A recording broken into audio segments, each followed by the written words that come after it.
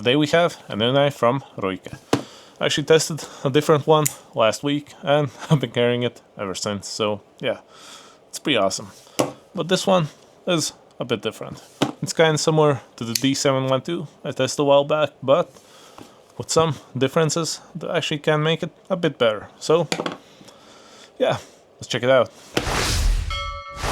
And here it is, the P878.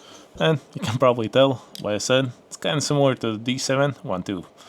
I even have them in the same color. But yeah, when it comes to the similarities, they both have invisible flippers, they both lock with liner locks, and they both have drop point blades. Although this one, as you can see, is a tad bit longer.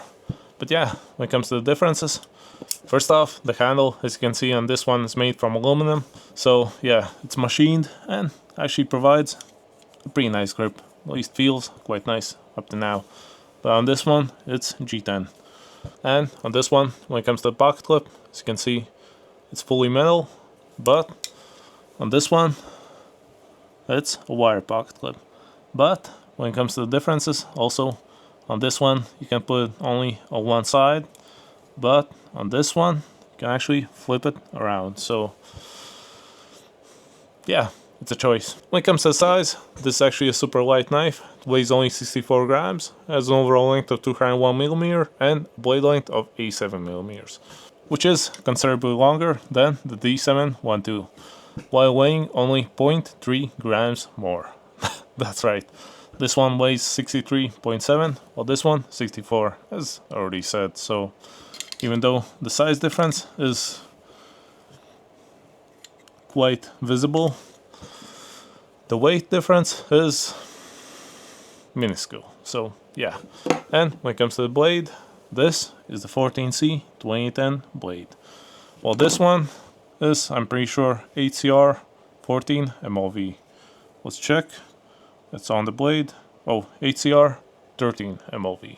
So 1 digit off, but still, yeah. 14C 2010 is one of my favorite budget blade steels, so it's pretty cool.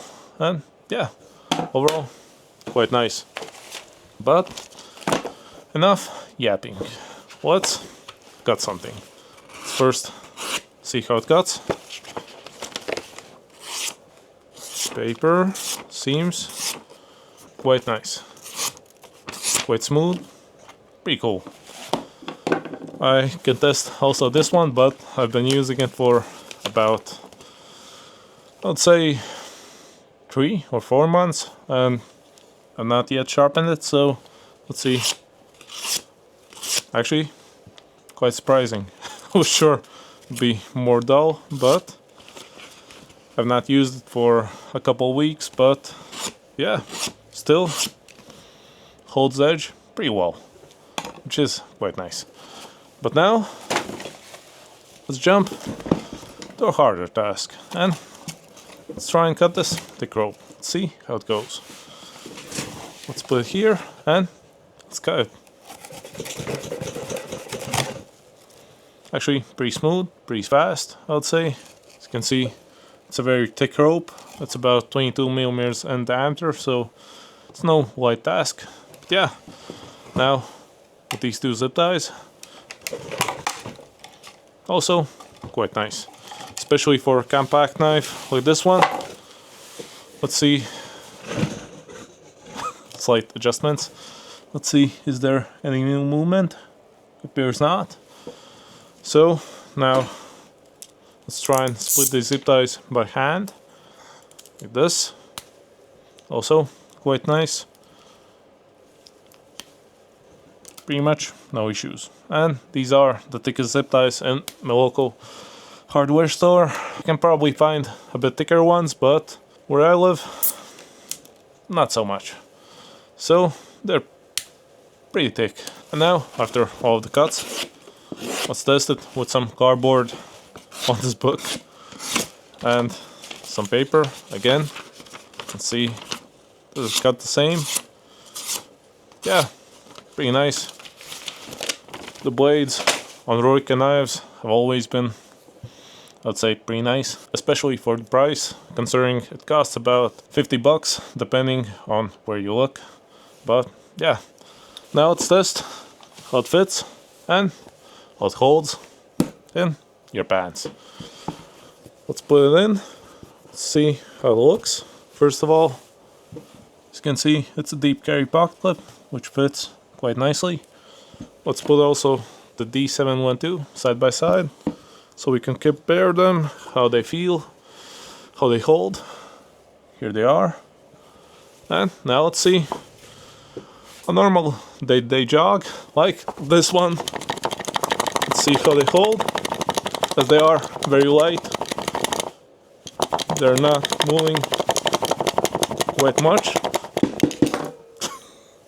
Yeah, this one actually gave up a bit faster, as it's also wire pocket clip, which tend to be a bit weaker, but also quite impressive. I assume you won't be jogging like this in your day-to-day, but this one, as you can see, didn't even move, which is pretty nice. So yeah, overall, this is a really nice knife. I really like it. I can see myself carrying it when I'm going to work or are places where I need a compact knife like this, as it seems to work quite nicely. Also looks super nice and sleek with this handle design. Feels very nice when cutting. And yeah, the blade pops out quite smoothly, and yeah, the liner lock seems to work quite nice. Now, one fault I can add is that everything is quite hidden on this one.